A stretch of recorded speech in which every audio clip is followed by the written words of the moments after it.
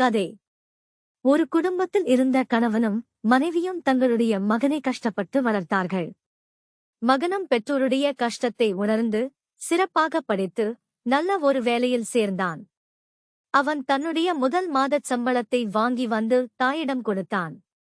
அதற்கு அவனுடைய தாய், இத்தனை நாளும் உன்னை கஷ்டப்பட்டு வளர்த்து ஆளாக்கி எல்லா செலவையும் செய்த உன் தந்தையிடம் போய் சம்பளத்தைக் கொடு என்றாள்.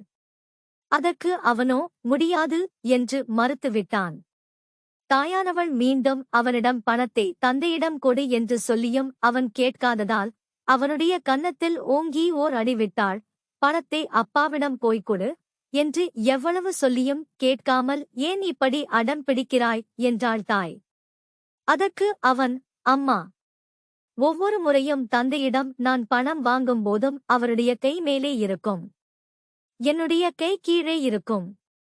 ஆனால் இப்போது நான் அவரிடம் சம்பள பணத்தை கொடுக்கும்போது அவருடைய கை கீழேயும் என்னுடைய கை மேலேயும் அல்லவா இருக்கும். அதனால்தான் இப்படி நடந்து கொண்டேன் என்றான்.